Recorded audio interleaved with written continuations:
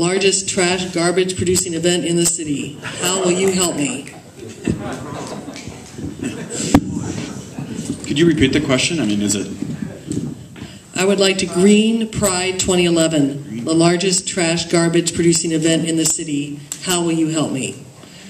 It's really funny because going door to door recently, and we've all been doing this, is a guy just recently dragged me out onto the street, and we were actually following people that were poaching his recycling cans, and so it brought up a question of, is it draining the city system, or the city resources? So what I actually did was we actually called Sunset and Golden Gates and sat down with them and started kind of a rapport.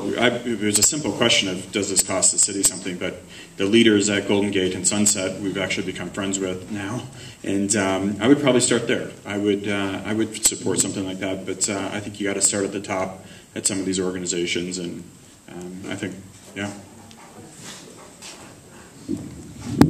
Again, these questions come from the audience. Rebecca, what would you do to bring back a safe Halloween to the Castro?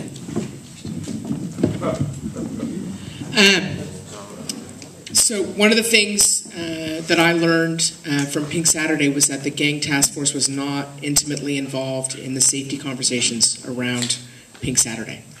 You need to have the gang task force folks involved in Halloween and in Pink Saturday and everything else, because what we're seeing is that it isn't people from our neighborhood who are committing acts of violence against us. It's people who are coming outside our neighborhood.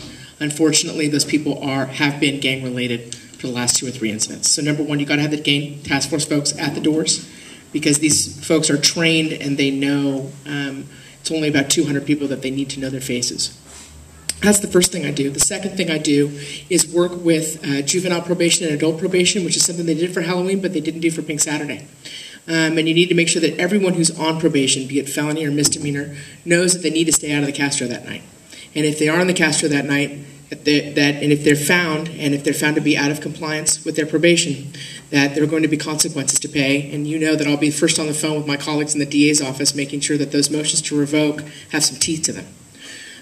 Third, we need to make sure that we've got folks that are, we need to have undercover cops basically at every single entrance. Gang task force is one part of the equation, but secondarily, you've got to have undercover folks at all.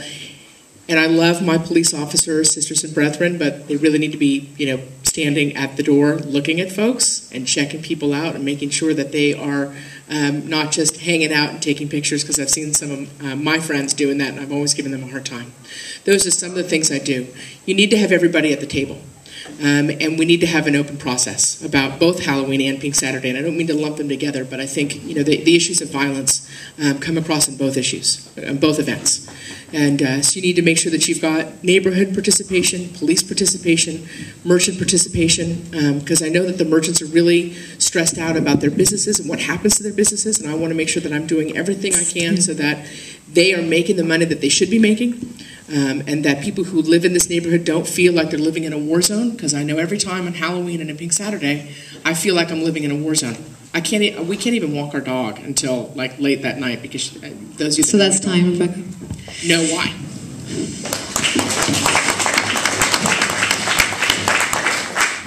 The next question is for Rafael from the audience. Often I see fire trucks, sometimes more than one, used to respond to minor personal medical emergencies.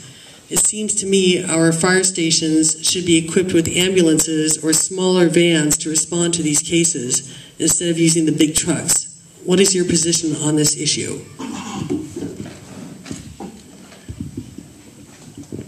I think the questioner makes a lot of sense. My understanding is that the reason we send out these very expensive fire trucks and medical trucks is around protecting the city from liability, and that at least what I've been told by firefighters who I've talked to about this is that they feel sort of powerless to do it any other way.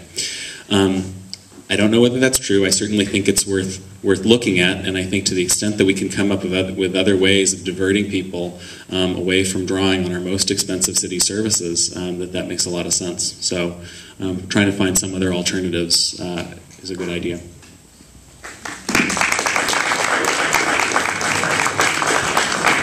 Next question is for Scott. Given the rash of gay teen suicides recently publicized, what steps would you take to address and heal this crisis in the community? Well, we need to make sure, first of all, focusing on San Francisco, we need to make sure that San Francisco, not just the Castro, but the entire city, but the Castro in particular, are a welcoming place for gay kids. For gay kids who don't feel safe or comfortable being where they're from and want a place to go.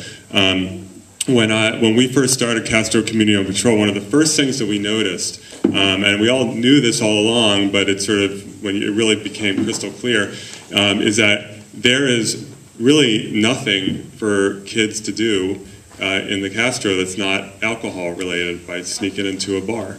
Lyric closes at 6 o'clock or 7 o'clock, something like that, and we need to have social outlets for kids in the evening and late into the evening. This neighborhood is not welcoming the kids, to LGBT kids, and we need to make sure that it is, and we need to make sure that people know that they have a place to come. In terms of nationally, we all have a responsibility to make sure that we have not just civil rights laws in place across this country, but that kids are able to learn in their schools that it is okay to be LGBT. And if they learn that and they are taught that and it's not kept out of the schools by some of these radical right-wing school boards, then that's going to help an awful lot.